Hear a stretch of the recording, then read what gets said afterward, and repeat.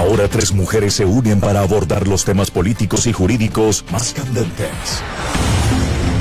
Con frontalidad, rigor y argumentos en A Primera Hora. A Primera Hora. Ellas hablan de política, tostando granizo.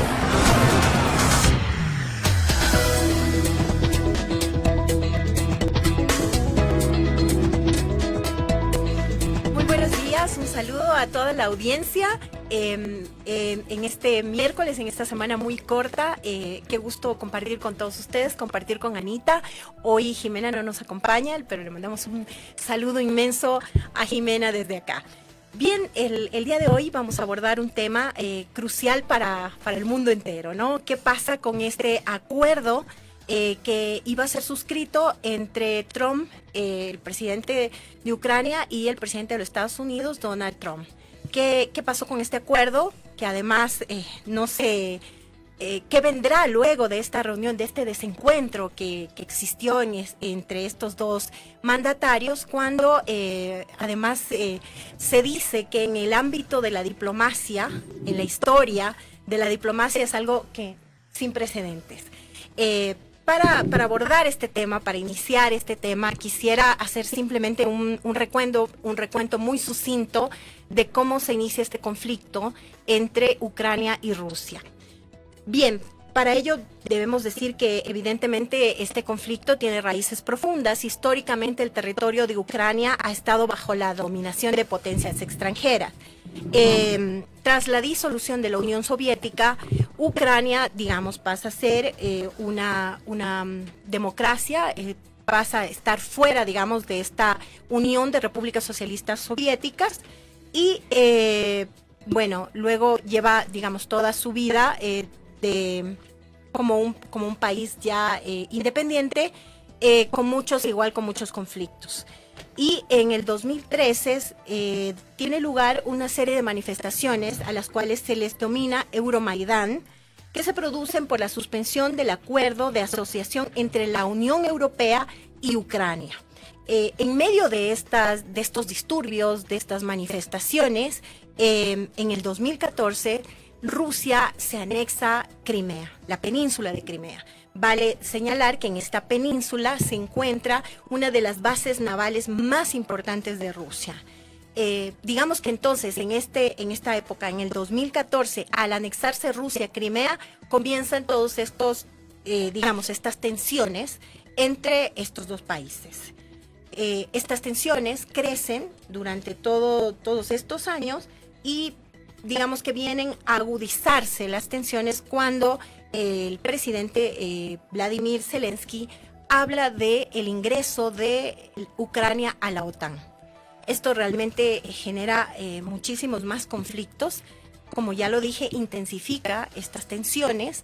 Y bueno, además Rusia habla también de la necesidad de desnazificar Ucrania. Y bueno, ya el 24 de febrero del 2022 se produce este ataque a gran escala de Rusia contra Kiev, contra Kharkov y contra el sur de Ucrania. Sin embargo, creo que Rusia en algún momento pensó que iba a ser un ataque y digamos una guerra que se iba a ganar muy fácilmente y que no duraría mucho tiempo. Pero la resistencia de Ucrania y obviamente el apoyo de Occidente ha significado que esta guerra en este momento ya lleve 3 años y con gravísimas consecuencias, sobre todo como siempre ocurre en este tipo de procesos, para el pueblo, para la ciudadanía. Se habla de que existen, millones de desplazados, evidentemente, y de que alrededor del 40% de la población de Ucrania vive o depende de la ayuda humanitaria. Ahora, con la llegada de Trump al poder, todo cambia. Definitivamente todo da un giro. La llegada de Trump, la asunción de Trump a la presidencia cambia totalmente esta realidad en donde, digamos, tanto la Unión Europea como Estados Unidos apoyaba a Ucrania, pero esta relación, esta amistad que tiene larga data entre Trump y Putin cambia la situación. Y se da esta reunión el 28 de febrero, esta reunión entre Trump, y Zelensky con la finalidad de firmar un acuerdo que guarda relación principalmente con el tema de recursos minerales que tiene Ucrania. Sin embargo, ahí existe este desencuentro del que habíamos hablado, esta serie de, digamos, intercambio de opiniones o de frases o de situaciones, incluso de gestos, Anita, tú que conoces y muchas veces profundizas alrededor de también lo que es la comunicación política, no solo en lo verbal, sino digamos, en este tema de lo que tiene que ver con los gestos y las posiciones en este sentido. Entonces, termina muy mal la reunión, termina muy mal, se dan expresiones agresivas de lado y lado, ¿no? Hasta ahí un poco para hacer la introducción. Te dejo, Anita, un poco ya con el análisis también geopolítico sobre, además, si no se firmó, terminó muy mal la reunión, no se firmó este acuerdo, ¿ahora qué viene? Buen día con todos a los que sintonizan Tostando Granizo. Los saluda Ana Changuini. Creo que Anabel Guerrero ha hecho algunas importantes precisiones que nos ayudan a entender el recorrido y los importantes hitos que se han dado para llegar hasta este momento. Creo que la reunión entre Donald Trump y Volodymyr Zelensky no solo ha sido un choque de personalidades. Yo creo que podemos nosotros leer un cambio profundo en la arquitectura del poder mundial. Estados Unidos ahora mismo, la administración de Trump está redefiniendo cuál va a ser su papel frente a este tipo de conflictos internacionales. Europa está tratando de mantener su influencia, ha dado mensajes, yo diría que son mensajes contundentes, pero sin un liderazgo claro. Rusia en este momento creo que está observando con paciencia lo que está sucediendo en el mundo y por supuesto entendiendo cuál va a ser su rol en esta fractura de Occidente que definitivamente le ofrece una ventaja estratégica y creo que eso está claro. Lo que ocurrió en la oficina Oval la semana pasada fue el viernes y creo que esto no tiene precedentes. No hay que leerlo tampoco como un incidente aislado, Ani. Creo que es una señal de que estamos entrando a una nueva fase de un orden mundial donde el compromiso de Washington con sus aliados no se demuestra incondicional. Creo que Trump está dejando muy clara su posición nacionalista y está dejando precisamente, sí, y donde puso sobre la mesa que finalmente la guerra en Ucrania, adicionalmente a ser una guerra territorial, también implica una forma y una expresión del modelo de liderazgo que se puede imponer en las próximas décadas y Trump ha dado señales claras de hasta dónde iría Estados Unidos. Lo que vimos yo creo que fue más que un desencuentro, porque en realidad creo que probablemente todos quienes están escuchando Tostando Granizo el día de hoy habrán visto al menos fragmentos de lo que sucedió en la oficina Oval con el presidente, pero también con el vicepresidente de los Estados Unidos. Y yo creo que fue más allá de no haber tenido puntos en común o puntos tranquilos durante la reunión. Hubo amenazas, ¿no? Hubo advertencias de Trump. O se hace un trato o nos salimos. Y creo que esa puede ser el resumen o podemos consolidar ahí cuál va a ser la posición de los Estados Unidos frente a esto. Se quieren resultados inmediatos. Creo que Zelensky durante la reunión por supuesto, estuvo incómodo, demostró que ni siquiera había llevado listo cuáles podían ser unas alternativas para poderse salir en caso de que se genere salirse de la conversación de manera adecuada en caso de que se genere este escenario. Creo que la suspensión militar que ha hecho ahora mismo, la suspensión militar temporal que ha anunciado Washington, va a servir completamente para que se negocie cuál va a ser la salida, pero el costo es demasiado alto. Yo inclusive he pensado que podría inclusive dibujarse la posibilidad de una renuncia de Zelensky, pero eso en realidad es una opinión muy personal, como probablemente una carta de negociación en adelante. Pero yo creo que Kiev ahora mismo ya no puede asumir el apoyo incondicional de Estados Unidos.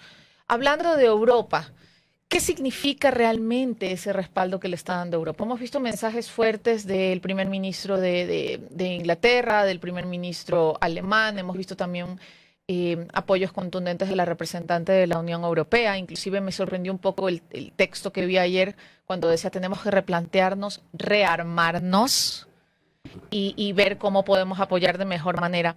Creo que Europa va a tener que jugar ahora mismo y lo digo a la fecha de hoy, un papel militar mucho más decidido, mucho más fuerte que lo ha estado evitando hasta este momento.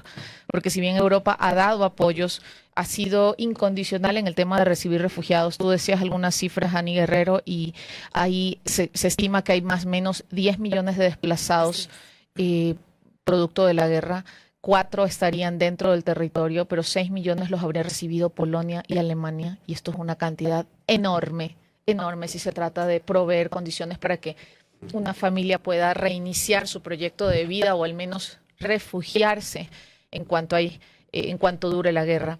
Y creo que ahora mismo la pregunta es si Europa está listo o tendría el músculo suficiente económico y militar, porque también hay que ver si Europa tiene el conocimiento y tiene la audacia ahora mismo de poder rearmarse, como lo han dicho, y poder dar ese apoyo y llenar el vacío que está dejando Washington.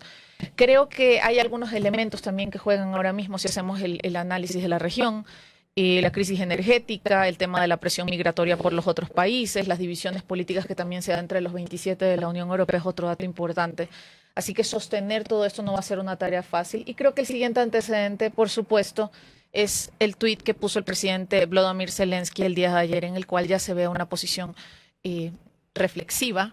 O sea, todo esto a pesar de lo que señalas, o sea, a pesar de lo que señalas y este apoyo de la Unión Europea y de países en donde le dicen Ucrania no está sola, e incluso ya se firmó un acuerdo para una entrega de unos recursos importantes a Ucrania. A pesar de todo eso, creo que hay esta conciencia de que sin Estados Unidos no se va a poder salir de este conflicto, y entonces Zelensky cambia de actitud y pone este tuit, como tú dices, digamos, bastante, digamos, como una señal de sí queremos negociar, sí queremos llegar a un acuerdo. Estamos listos para llegar a un acuerdo. No importa lo que pasó en el Salón Oval, sí queremos negociar. Sí, totalmente. Sí, hemos reflexionado y estamos dispuestos a firmar el acuerdo, el convenio sobre la extracción de minerales en tierras raras en cualquier momento, y reconocemos el liderazgo de Donald Trump y estamos muy agradecidos con los recursos que nos ha dado, y creo que son algunas partes que deberíamos nosotros decodificar de este mensaje. Que fue uno de los reclamos que hizo el vicepresidente, ¿no? Le decía, diga gracias. Exactamente. Entonces creo que de una u otra forma es precisamente Zelensky como levantar esta banderita blanca y decir, no, sí estamos agradecidos. Yo creo que también hay una pregunta clave ahora mismo, y que volviendo un poco a los inicios de la guerra. ¿Será que esto significa también el debilitamiento de la OTAN? ¿Será que Estados Unidos suelta la OTAN? Uno. ¿Será que Estados Unidos se mantiene en la OTAN, pero ya no da recursos, que más o menos equivale a salirse de la OTAN?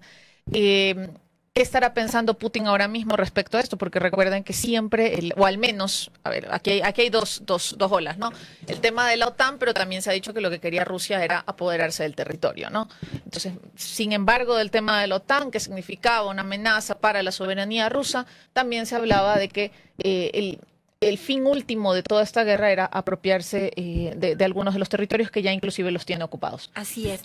O sea, creo que el tema de la OTAN es un punto sumamente importante, incluso porque, bueno, Trump creo que ya nos tiene acostumbrados un poco a desdibujar la historia, ¿no? Y ahora Trump señala que la OTAN nace, e incluso la Unión Europea, nace con esta finalidad de afectar los intereses de Estados Unidos, algo que en realidad no es cierto.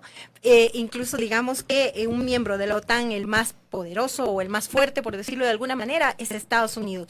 Pero Trump, incluso ayer en su discurso, porque creo que hay que leer también este discurso de Trump ayer ante el Congreso, fue un discurso igual, que sostuvo esta situación que tú has señalado, Anita, el tema del nacionalismo y el tema del expansionismo. Volvió a hablar de Groenlandia, volvió a hablar del Canal de Panamá, señaló como uno, digamos, digamos, los éxitos más grandes que ha tenido su gobierno hasta el momento, el tema de la situación migratoria. Y que se ve esa línea de Trump, ¿no? En todos estos discursos está claro lo que está diciendo Ani Guerrero respecto a que es expansionista, a que finalmente, y lo anuncia viva voz. Es más, lo dijo, y yo a ratos he pensado que no lo va a repetir, pero lo repite. Sí, lo repite. Incluso el tema de Canadá. Se ratifica. El tema de Canadá es muy fuerte.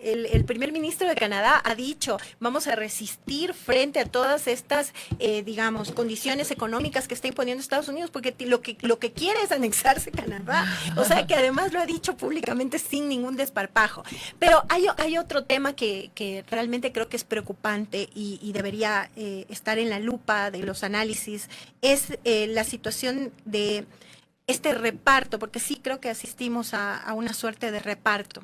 Entendería yo que más o menos como están planteados los temas, todo lo que haría la Unión Europea en cuanto a Ucrania tendría que ver con hacerse cargo de la reconstrucción de toda la infraestructura. Wow. Y en cuanto a Gran Estados punto. Unidos y Gran Estados punto. Unidos, estas tierras raras, estos recursos minerales, que dicen que incluso, o sea, están concentrados de tal forma en Ucrania, o sea, en el porcentaje que están concentrados en Ucrania es altísimo, y lo que la visión de Estados Unidos tiene que ver con ya no depender tanto de China, ¿no? Sino que estos recursos provengan de Ucrania y a través de este acuerdo de, bueno, yo te he proveído de recursos, te he apoyado, pero entonces tú entrégame estos recursos minerales. Entonces, lo lamentable es que ahí quien pierde siempre serán los pueblos, en este caso el pueblo de Ucrania, que va a entregar gran parte de estos recursos a otro país frente a un conflicto en donde definitivamente va a salir perdiendo, porque lo que se advierte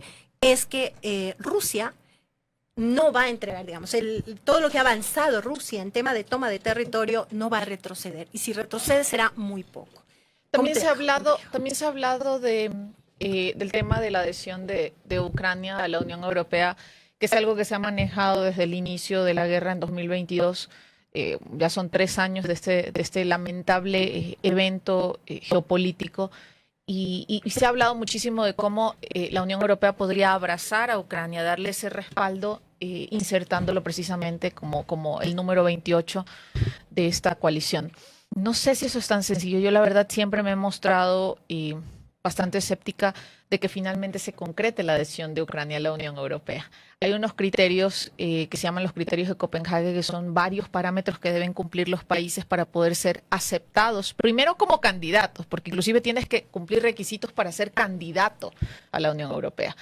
Y luego, para atravesar una serie de procesos en los cuales tú tienes que completar índices. Por ejemplo, tienes que acreditar fortalecimiento institucional. No hay.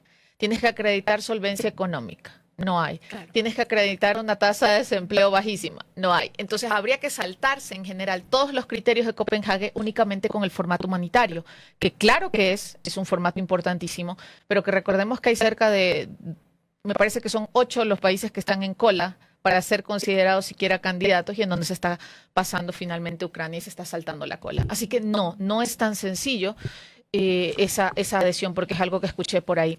Creo que también es importante, Ani, y de pronto contextualizar, porque a veces podemos pensar que este es un conflicto tan lejano que no tiene ninguna implicación, una implicación para América Latina. ¿Y cuáles podrían ser estos impactos o estas olas que nos lleguen acá de un problema o de una guerra tan lejana, ¿no? Tan lejana a nosotros? Y creo que aquí tendríamos que, y son algunas ideas, cuando hacemos análisis político, quiero que sepan, y aquí en Tostando Granizo no es diferente, tenemos que plantear escenarios y tenemos que lanzar algunas fichas que luego probablemente no se den, de pronto sí se dan y dicen, bueno, en Tostando Granizo lo anticiparon. Sí, es parte del análisis, ¿no? Y es parte, como tú dices, de los escenarios que se pueden presentar. Y creo sinceramente que precisamente Tostando Granizo hace este ejercicio de plantearse temas, digamos, que reflejan la situación no solo nacional, sino a nivel mundial, porque tienen un impacto en la región, tienen un impacto en el país. Creo que podemos decir que el debilitamiento de esta relación de Estados Unidos con Ucrania podría reforzar la influencia de China, porque es un elemento que nosotros no estamos considerando ahora, o al menos China está en silencio ahora mismo, no está expectante. Yo creo que China podría recuperar terreno, y eso es algo que seguramente Donald Trump sí lo está analizando, pero vamos a ver cómo logra paliar eso, porque ese ha sido uno de sus principales motivos para él tomar algunas de las decisiones que en todo sentido y anticipar cuál va a ser la agenda que va a cumplir. Creo también que esto también nos pone a nosotros o nos da la certeza de que la reconfiguración mundial se está dando, pero también que la posición de Estados Unidos cada vez es más radical, y eventualmente ese radicalismo podría toparnos a nosotros, podría toparnos a Ecuador. Así que creo que son alertas importantes que tenemos que ver. Bien, ahora se nos fue el tiempo volando. Me encantó abordar este tema, un poco escuchar ese análisis, esa profundidad de Anita, siempre para mí es un gusto. Y vamos a cerrar muy rápidamente este Tostando Granizo de este miércoles 5 de marzo con el granizo quemado. Como siempre, este país nos da mucho material y en este caso, el granizo quemado de la semana es esta negociación del campo Sacha, ¿no? Mire, primero, ¿por Pensé qué? que ibas a traer un carnavalazo, pues, Ani Guerrero. Bueno, casi, ¿no? Casi que fue un carnavalazo porque, a ver, se da en un contexto en donde estamos a puertas de una contienda electoral, estábamos a puertas de precisamente este largo feriado y, o sea, definitivamente hacerlo previo a estas situaciones es muy complejo. Creo que hay muchísimos cuestionamientos, legítimas preocupaciones de las organizaciones sociales, del país, de la ciudadanía. Así que esta apresurada negociación, además que según varios analistas perjudicaría los intereses del país, esto es muy grave. El tema del campo Sacha, la negociación del campo Sacha, el granizo quemado de la semana. Yo quería igual terminar diciendo y reflexionando en 30 segundos, cerrando el tema de Trump-Zelensky. Creo que la historia nos ha demostrado que finalmente las guerras terminan en una mesa de negociación.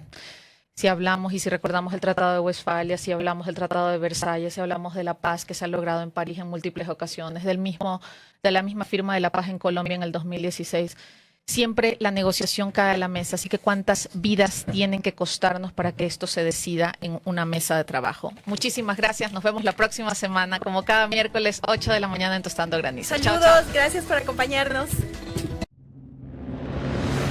Primera plana. Todas las noticias, todas las voces.